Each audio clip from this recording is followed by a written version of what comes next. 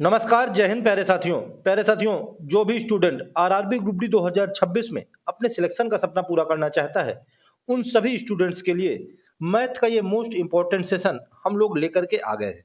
इसमें दोस्तों हम लोगों ने जैसा आपको दिखाई दे रहा है, मिश्रण, alligation, work and time, average, rail, क्रैमूल, विक्रमूल, नाव धारा, 2D ज्योमेट्री से रिलेटेड, सिंप्लीफिकेशन और प्रोबेबिलिटी के हर एक टॉपिक से रिलेटेड एक एक या दो दो क्वेश्चन हम लोगों ने कवर कराए हैं। क्योंकि दोस्तों अब आप लोगों के पास आज 19 तारीख हो गई, मात्र दोस्तों 10 या 12 दिन का समय बचा हुआ है। तो आप लोग क्या करना है कि इस सेशन को अच्छे से कवर कीजिए, अच्छे से इसको तैयार कीजिए। आप लोग ये समझिए कि लास्ट में आप लोगों की ये प्रैक्टिस हो रही है। तो चलिए दोस्तों, हम लोग बिना देरी के शुरू कर लेते हैं आज का अपना इंपॉर्टेंट सेशन। देखते हैं आज के इंपॉर्टेंट सेशन का क्वेश्चन नंबर फर्स्ट, यानी कि पहला क्वेश्चन 76 नंबर क्वेश्चन से स्टार्ट है।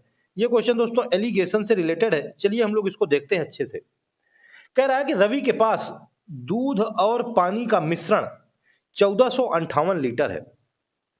इस मिश्रण में दूध और पानी का अनुपात 8:1 है। यानी कि दूध पहले है, उसके बाद पानी बाद में है। कितना है? 8:1। यानी कि टोटल ये 8 1 9 यूनिट की वैल्यू, ये जो ऊपर हम लोगों को दिया था कि टोटल मिश्रण 1458 लीटर है, इसके बराबर है। हमसे कह रहा है कि रवि को मिश्रण में कितना पानी लीटर में मिलाना चाहिए ताकि दूध और पानी का अनुपात 6:5 हो जाए। सबसे पहले तो हमको जो रेशियो दिया है 8:1, इससे हम लोग दूध और पानी का अनुपात निकालेंगे। यानी कि ये टोटल हो गया 8 1 9 यूनिट।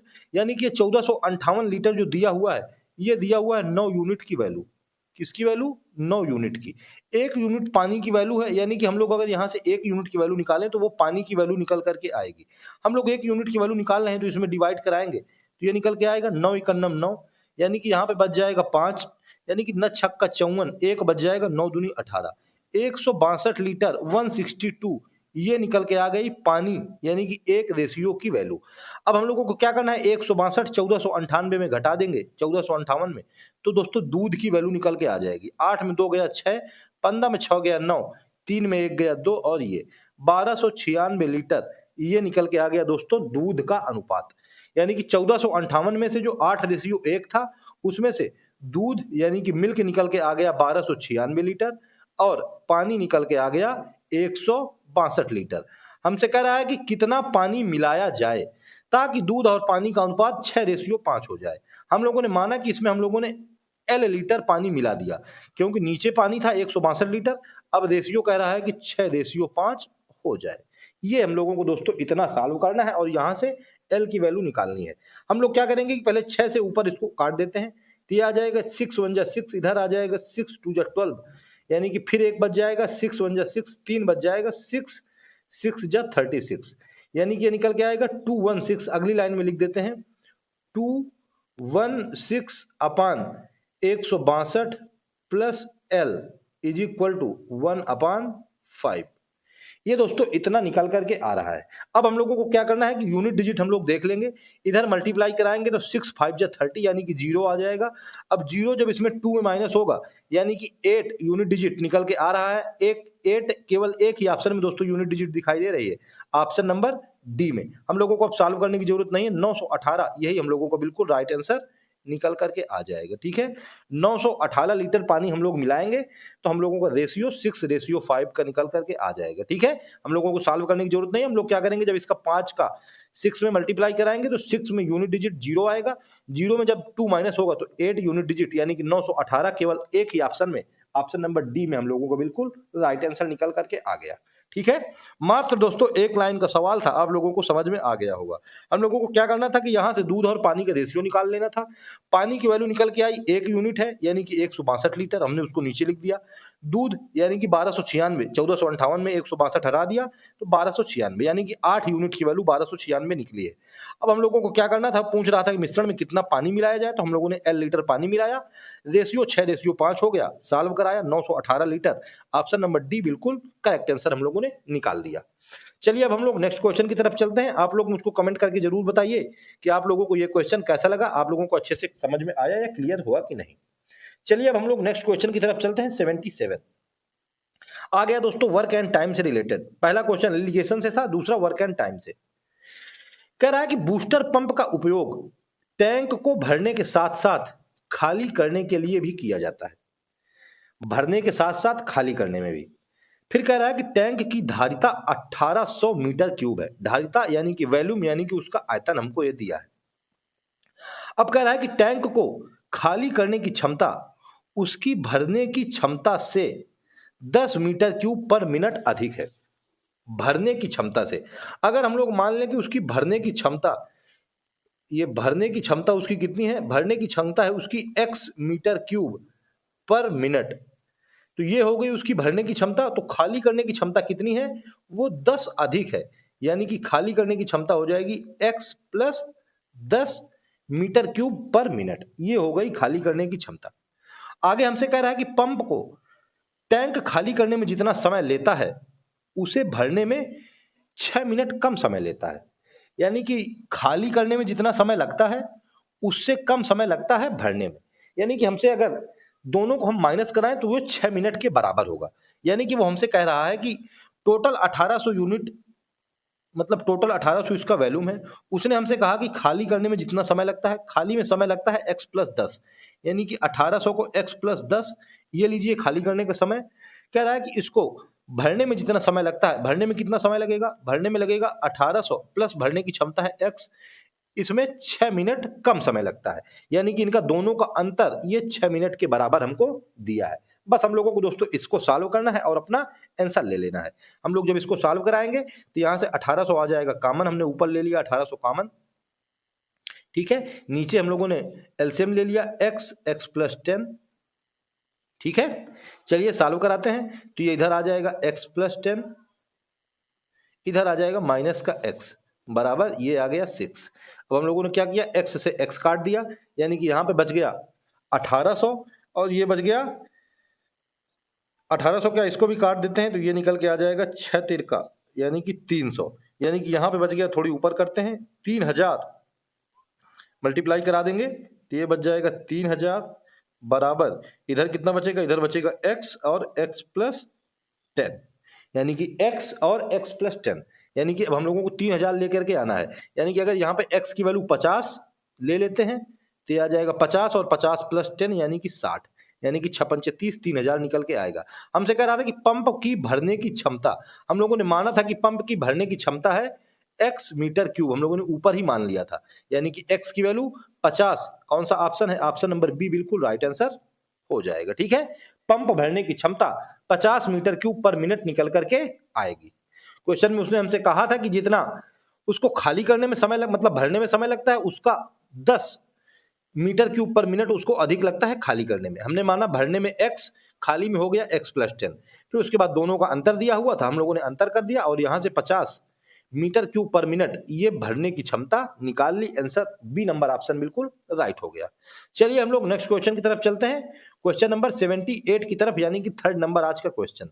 इंपॉर्टेंट क्वेश्चन था दोस्तों ये भी, 77 नंबर, मैंने उसको अच्छे से आप लोगों को क्लियर भी कराया है। अब अगर आप लोगों को समझ में आ गए हो ये दोनों क्वेश्चन आगे वाले 76 और 77, तो फिर मुझको कमेंट में थंब बना करके जरूर बता दीजिएगा। चलिए हम लोग देखते हैं next question, question number 78। 78 number question कर रहा है कि किसी वस्तु पर कर में यानी कि टैक्स में 20% की कमी की जाती है। 20% की दोस्तों वैल्यू कितना होता है, 20% का वैल्यू मतलब 20% की वैल्यू होती है 1/5, यानी मैंने बताया कि नीचे वाली वैल्यू हमारी पूर्ण होती है, यानी कि पहले वैल्यू कितनी थी, पहले वैल्यू थी 5, अब कह रहा है कि 20% की कमी की गई, यानी कि 5 में 1 की कमी कर दी जाएगी, अब वैल्यू हो गई 4। अब हमसे कह रहा है कि उसकी खपत में 15% की वृद्धि की जाती है। दोस्तों 5% की वैल्यू होती है 1/20, 15% की वैल्यू इसमें हम लोग 3 से मल्टीप्लाई कराएंगे, यानी कि निकल के आ गई 3/20, यानी कि वृद्धि हो जाती है। पहले 20 उसकी वैल्यू थी नीचे वाली, अब 3 की वृद्धि हो गई, यानी कि 20 प्लस 3 यानी कि ये हो गया 23। तो हमसे कह रहा है कि बताइए कर राजस्व पर क्या प्रभाव पड़ेगा। ऊपर क्या था, ऊपर था टैक्स, नीचे क्या था, नीचे था खपत। अब हमसे कह रहा है कि बताइए इसमें क्या प्रभाव पड़ेगा। हम लोग इसमें मल्टीप्लाई कराएंगे तो ये निकल के आएगा 20 पंचे 100, इधर मल्टीप्लाई कराएंगे तो ये निकल के आएगा 23 चौको 92। अब बताइए आप लोग क्या प्रभाव पड़ा, पहले 100 यूनिट था अब 92 यूनिट, यानी कि 8% की कमी हो गई। ऑप्शन नंबर डी क्या हो गया, बिल्कुल करेक्ट आंसर हो गया, ठीक है। कितने की दोस्तों, 8% की क्या हो गई, कमी हो गई, 8% की लॉस हो गई। ऑप्शन नंबर डी हम लोगों को बिल्कुल राइट आंसर हो गया। आप लोगों को अच्छे से दोस्तों समझ में आ गया होगा। चलिए अब हम लोग नेक्स्ट क्वेश्चन की तरफ चलते हैं, क्वेश्चन नंबर 5th की तरफ, जो कि एवरेज से रिलेटेड क्वेश्चन है दोस्तों और इजी क्वेश्चन है। कह रहा है कि उस 5 सदस्यों वाले परिवार का औसत वजन किलोग्राम में कितना होगा जिसके सदस्यों का वजन इतना इतना दिया है। एवरेज एवरेज क्या होता है दोस्तों, ये सिंपल बिल्कुल क्वेश्चन है। एवरेज होता है कि सभी का ऐड यानी कि सभी का योग अपान संख्या यानी कि कितने उसके नंबर दिए हुए हैं, यानी कि 1 2 3 4 और 5 ये हो गई इसकी संख्या। अब हम लोग इसका ऐड करा देते हैं, चलिए ऐड कराइए। 5 6 5 11 11 6 17 और 17 और 9 26, 26 की 6 कैरी लग गई 2, यानी कि 2 3 5 5 और 7 12 12 5 17 17 4 21 21 4 25, 256 बटे संख्या कितनी है, संख्या है 5 यानी कि 5। इसको डिवाइड कराइए, 5 25, यहाँ पे 6 बच गया, 5 गनम 5 2 बच गया, 5 दूनी 10, 51.2। ऑप्शन नंबर बी क्या हो जाएगा, बिल्कुल राइट आंसर हो जाएगा। ठीक है, 51.2 यही हो गया एवरेज। बिल्कुल इजी था, आप लोग इसको अच्छे से निकाल लीजिएगा। चलिए हम लोग बिना बातचीत के बिना देरी के देखते हैं next question, question number 80। Important question आ गया दोस्तों 2D ज्योमेट्री से रिलेटेड। कह रहा है कि यदि किसी समबाहु त्रिभुज की प्रत्येक भुजा को, क्या कह रहा है कि समबाहु त्रिभुज की प्रत्येक भुजा को 3 गुना कर दिया जाए। समबाहु त्रिभुज यानी कि आइसोसेलस जिसकी सभी भुजाएं क्या हो, बराबर हो, उसी को कहते हैं समबाहु। सम मीन्स बराबर, बाहु मीन्स भुजाएं। यानी कि उसकी भुजा हम लोगों ने मान ली कि पहले भुजा उसकी ए थी, अब कह रहा है कि भुजा को 3 गुना कर दिया गया, यानी कि अब भुजा हो गई 3a। ठीक है, पहले भुजा कितनी थी, पहले ए थी, अब उसने कहा कि 3 गुना कर दिया, तो अब कितनी हो गई, अब हो गई 3a। समबाहु त्रिभुज का एरिया क्या होता है, एरिया होता है भुजा स्क्वायर। यानी कि पहले हम लोग अगर इसका एरिया निकालें ए की, तो ये निकल के आ गया ए स्क्वायर। अब हम लोग दूसरी बार इसका एरिया निकालें, यानी कि 3a का जब उसकी साइड हो गई तो 3 का हो गया, 3 3 का 9, ए का हो गया ए स्क्वायर। अब हमसे कह रहा है कि बताइए उसका प्रारंभिक क्षेत्रफल। ऑप्शन हम लोग देखेंगे तो प्रारंभिक क्षेत्रफल का 9 गुना, ऑप्शन नंबर ये देखिए 9 टाइम्स हो गया है ना, इंटू 9, यानी कि 9 टाइम्स, यानी कि ऑप्शन नंबर डी क्या हो जाएगा, बिल्कुल राइट आंसर हो जाएगा। ये दोस्तों एरिया है, यहाँ पे एरिया लिख दे रहा हूं मैं। ठीक है, ये भी एरिया ही है। तो कितना हो गया, 9 टाइम्स, यानी कि प्रारंभिक क्षेत्रफल का 9 गुना हो गया है अब एरिया, जब भुजा को 3 गुना कर दिया गया, यानी कि स्क्वायर में एरिया बढ़ता है। अगर यहाँ पर 4 गुना हो जाता तो 4 चौको 16 आ जाता, 16 गुना एरिया बढ़ जाता, यानी कि अगर 2 गुना साइड होती तो 2 दूनी 4, 4 गुना एरिया बढ़ जाता। ऐसे ही दोस्तों डायरेक्ट हम लोग निकाल लेंगे। चलिए हम लोग नेक्स्ट क्वेश्चन की तरफ चलते हैं, क्वेश्चन नंबर 81 की तरफ। 81 नंबर क्वेश्चन देखिए दोस्तों क्या कह रहा है। कह रहा है कि 1 से 12 तक की संख्याओं के वर्गों का योग कितना है। संख्याओं के वर्गों का योग हम लोग दोस्तों इसको ऐसे भी निकाल सकते हैं, क्योंकि ये 1 से 12 तक संख्याएं केवल कम है, तो 1 का स्क्वायर 1, 2 का स्क्वायर 4, 3 का स्क्वायर 9, 4 का स्क्वायर 16। हम लोग ऐसे भी इसको निकाल सकते हैं, लेकिन दोस्तों ऐसे में बहुत टाइम लगेगा, तो हम लोग ऐसे नहीं निकालेंगे। इसके लिए दोस्तों एक फार्मूला होता है, जब हम लोगों से पूछे कि एन नेचुरल नंबर यानी कि प्राकृत संख्याओं के वर्गों का योग, ये दोस्तों नेचुरल नंबर की बात कर रहा है 1 से 12 तक कंटिन्यू, यानी कि उसका फार्मूला होता है दोस्तों n, n plus one bracket में 2n+1 अपान 6, ये होता है दोस्तों एन प्राकृतिक संख्याओं के वर्गों का योग, यानी कि उसका सम। यहाँ पे दोस्तों n की वैल्यू कितनी हो जाएगी, n की वैल्यू हो जाएगी टोटल नंबर, यानी कि n बराबर कितना हो जाएगा, n बराबर हो जाएगा दोस्तों 12। कितना हो जाएगा, n बराबर 12 ये दिया हुआ है। अब हम लोगों को क्या करना है, 1 से 12 तक है ना, तो 12 संख्याएं हो जाएंगी, यानी कि n की वैल्यू 12 हो गई। अब इस n की वैल्यू को इसमें पुट कर देंगे और अपना आंसर ले लेंगे। चलिए पुट करते हैं, तो ये आ जाएगा 12 इंटू, ये आ जाएगा 12 और 1 13 इंटू, ये आ जाएगा 12 2 जा 24 और 1 25, ये आ जाएगा अपान 6।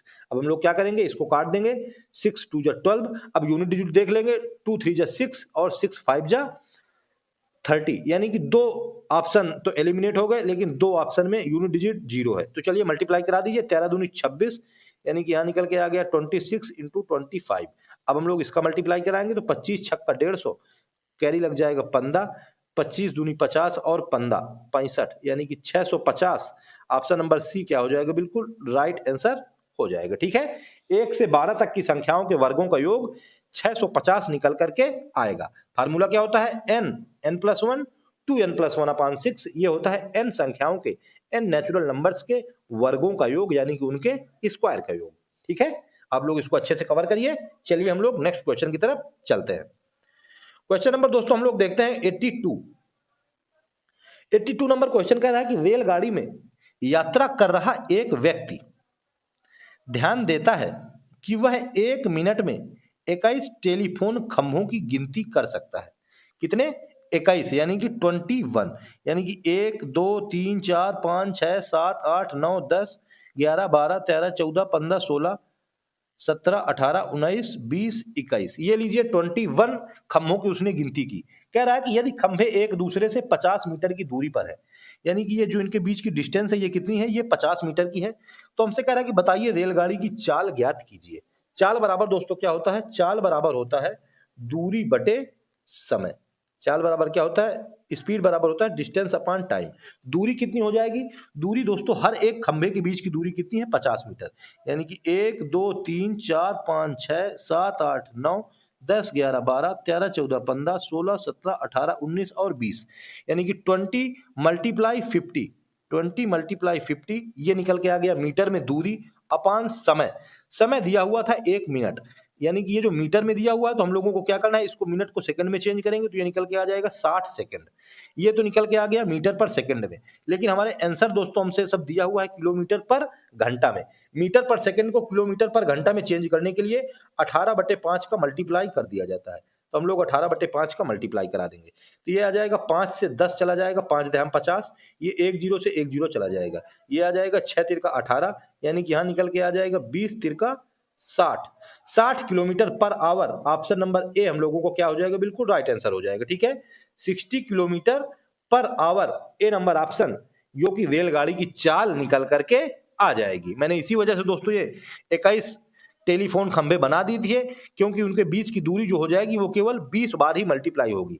खंभे तो 21 है लेकिन उनके बीच की दूरी 20 बार ली जाएगी, तो 20 इंटू 50 ये हो गई दूरी बटे समय 1 मिनट था, यानी कि 60 सेकंड। हम लोगों ने इसको सॉल्व कराया, 60 किलोमीटर पर आवर, ए नंबर ऑप्शन निकाल करके ले लिया। चलिए दोस्तों नेक्स्ट क्वेश्चन की तरफ चलते हैं हम लोग। क्वेश्चन नंबर 83 की तरफ आ गया दोस्तों, विक्रय मूल्य और क्रय मूल्य यानी कि लाभ हानि प्रॉफिट लॉस से रिलेटेड क्वेश्चन। क्वेश्चन दिया हुआ है, कह रहा है कि 34 पुस्तकों का विक्रय मूल्य 70 पुस्तकों के क्रय मूल्य के बराबर है। विक्रय मूल्य यानी कि सेलिंग प्राइस यानी कि एसपी। जब ऐसा क्वेश्चन दिया हो तो डायरेक्ट हम लोग करते हैं। ये दिया हुआ है 34 एसपी बराबर ये दिया हुआ है 17 सीपी।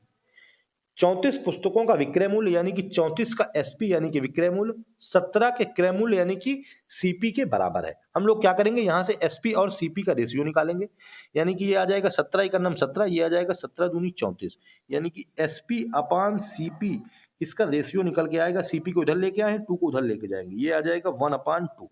एसपी अपान सीपी का रेशियो निकल के आ गया 1/2, यानी कि दोस्तों यहाँ पे एसपी की वैल्यू कितनी है? वो है 1, और सीपी की वैल्यू कितनी है? वो है 2, यानी कि 2 रुपए की कोई चीज खरीदा सीपी, 1 रुपए में बेच दिया, यानी कि उसको हानि हो रही है, यानी कि लॉस हो रहा है।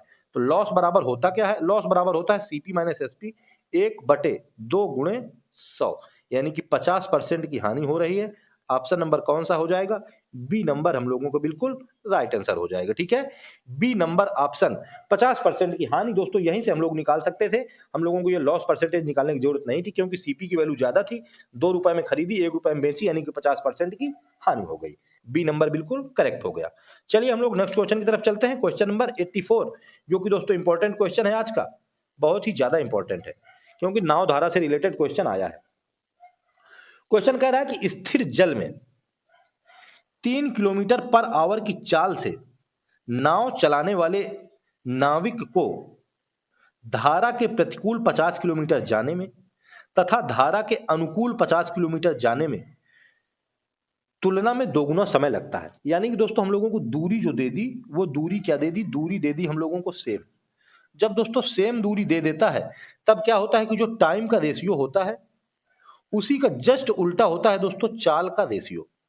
जब दूरी सेम हो तो जो टाइम का रेशियो निकल के आता है उसी का जस्ट उल्टा निकल के आता है हमारा चाल का रेशियो।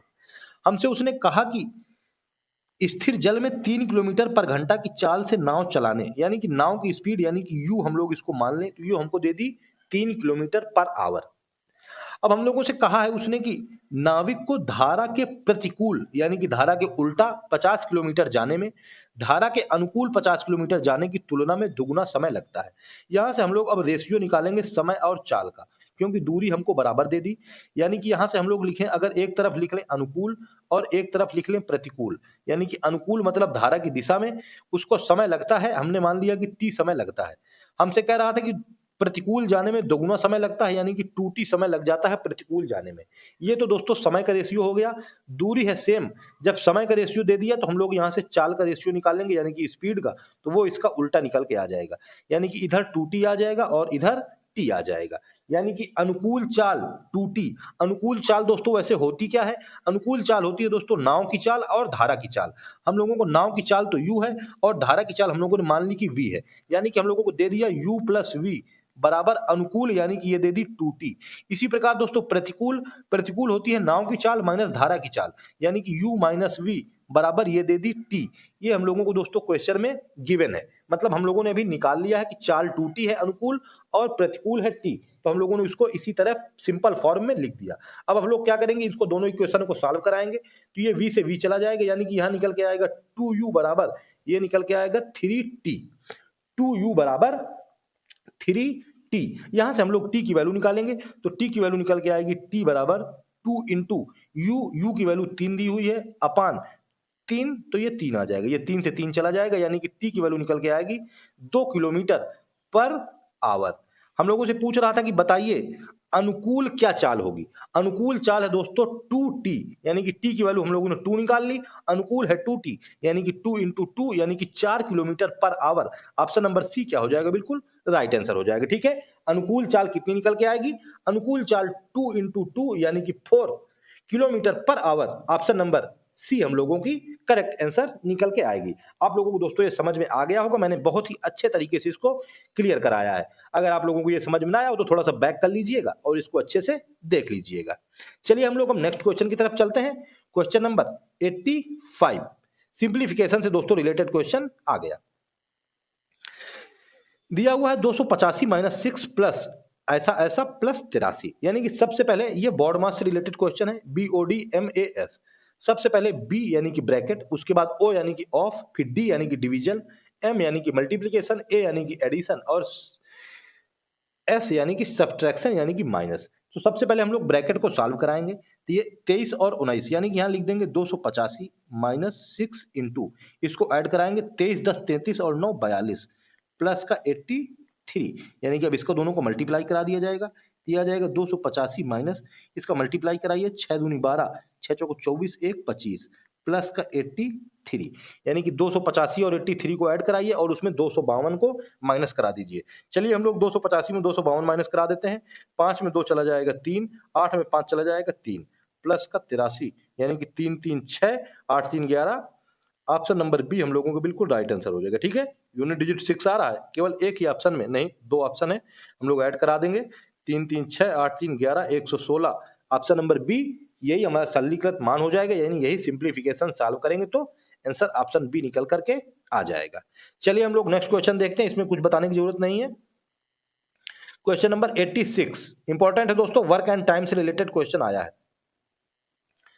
क्वेश्चन कह रहा है कि पी प्रतिदिन 6 घंटे काम करके एक कार्य को 10 दिन में पूरा कर सकता है। यानी कि एक दिन में 6 घंटे कार्य करता है, तो पी 10 दिन में काम पूरा करता है, यानी कि 60 घंटे यानी कि 60 आवर काम करता है।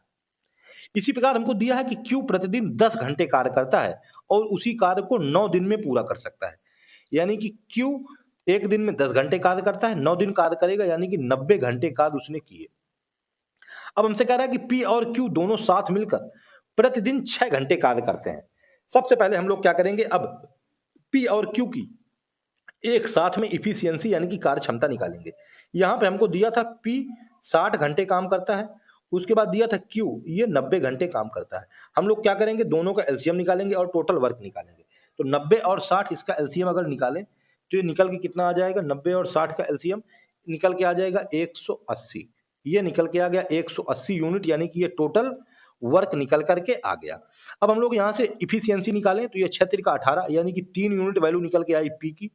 क्यू की निकालें 9 दूनी 18 यानी कि 2 यूनिट वैल्यू निकल के आ गई क्यू की, यानी कि पी प्लस क्यू ये दोनों 5 यूनिट एक दिन में काम करते हैं और कह रहा है कि प्रतिदिन 6 घंटे काम करते हैं, यानी कि 5 गुणे 6 यानी कि 30 घंटे काम एक दिन में करते हैं। हमसे कह रहा है कि पूरा काम कितने दिन में पूरा हो जाएगा, यानी कि टोटल 180 यूनिट काम है, 30 घंटे काम एक दिन में करते हैं, यानी कि 6 दिन में पूरा काम फिनिश कर देंगे। ऑप्शन नंबर बी क्या हो जाएगा, बिल्कुल करेक्ट आंसर हो जाएगा। ठीक है, क्या करना था कि सबसे पहले हमको जो दिया हुआ था कि 6 घंटे काम करते हैं 10 दिन में, तो हम लोगों ने यहां से उनका काम निकाला कि 60 घंटे काम हो गया, क्यू को 90 घंटे काम, फिर हम लोगों ने दोनों का एलसीएम निकाला तो ये हमारा निकल के आ गया टोटल वर्क यानी कि 180 यूनिट। हम लोगों ने यहां से पी और क्यू की अलग अलग इफिशियंसी निकाल ली, 3 यूनिट और 2 यूनिट। अब हमसे कह रहा है कि पी और क्यू दोनों एक साथ मिलकर प्रतिदिन 6 घंटे काम करते हैं, तो हम लोगों ने पी और क्यू दोनों की इफिशियंसी एक साथ में मिला ली, यानी कि 5 गुणे 6 यानी कि 30 घंटे एक दिन में वो काम कर रहे हैं दोनों लोग मिल करके। तो हमसे कह रहा है कि बताइए 180 यूनिट काम कितने दिन में करेंगे, तो 6 दिन में कर देंगे। ऑप्शन नंबर बी हम लोगों को बिल्कुल राइट आंसर हो जाएगा। चलिए हम लोग नेक्स्ट क्वेश्चन की तरफ चलते हैं दोस्तों। आज का लास्ट क्वेश्चन यानी कि क्वेश्चन नंबर 87 नंबर क्वेश्चन कह रहा है दोस्तों कि एक टेनिस खिलाड़ी ने अपने करियर में 5 मैच जीते, 12 मैच हारे और उसके 3 मैच ड्रा रहे, यानी कि उसके टोटल कितने मैच हो गए, 12 5 17 3 20। अब हमसे कह रहा है कि बताइए उसने अपने करियर में हारे गए मैचों का भिन्न ज्ञात कीजिए। उसने 12 मैच हारे हैं, टोटल मैच कितने हैं 20। मैंने बताया कि टोटल संख्या नीचे लिखी जाती है, यानी कि टोटल 20 मैच, मैच हारे जितने हैं उतने ऊपर, यानी कि 12 मैच हारे हैं तो ये लिख दिया ऊपर। अब इसको सॉल्व करा लीजिए, यानी कि आ जाएगा 4 तिल का 12, 4 पंचे 20, 3/5 ये हो जाएगा उसका भिन्न। ऑप्शन नंबर डी हम लोगों का बिल्कुल राइट आंसर हो जाएगा। ठीक है, 3/5 ये उसकी भिन्न हो जाएगी, यानी कि ये उसकी आप लोग समझिए तो ये दोस्तों प्रोबेबिलिटी हो जाएगी। ठीक है, प्रायिकता हो जाएगी। 3/5 मतलब डी नंबर ऑप्शन करेक्ट हो जाएगा। चलिए हम लोग देखते हैं और क्वेश्चन दिए हैं क्या। नहीं दोस्तों, यहीं तक क्वेश्चन थे जो कि हम लोगों ने आज फिनिश कर दिए। दोस्तों 76 नंबर क्वेश्चन से लेकर के 87 नंबर क्वेश्चन तक, यानी कि 12 क्वेश्चन हम लोगों ने कवर कर दिए हैं इसमें, जिसमें कि 8 से 9 टॉपिक कवर कराए हैं। तो आप लोग दोस्तों इस सेशन को अच्छे से मतलब बिल्कुल कंप्लीट कर लीजिएगा, एक भी क्वेश्चन दोस्तों मिस मत कीजिएगा, क्योंकि ऐसे ही सेम रिलेटेड क्वेश्चन आप लोगों को अभी जब आपके 3 तारीख से एग्जाम स्टार्ट होने आप लोगों को देखने को मिलेंगे। ठीक है, तो आप लोग दोस्तों इस सेशन को अच्छे से तैयार कीजिए, बिल्कुल अच्छे से कवर कीजिए, और अगर चैनल पे नए हो तो दोस्तों चैनल को सब्सक्राइब करना मत भूलिएगा, और अगर जो भी आपके यार दोस्त तैयारी करने वाले हैं उनको सेशन शेयर भी कर दीजिएगा, जिससे कि उनका भी थोड़ा बहुत भला हो जाए। ठीक है, तो ठीक है दोस्तों, आप लोग इसको अच्छे से तैयार कीजिए, मुझको कमेंट करके बताइए आप लोगों को क्लास कैसी लगी। मिलते हैं नेक्स्ट सेशन में, तब तक के लिए जय हिंद, जय श्री राम।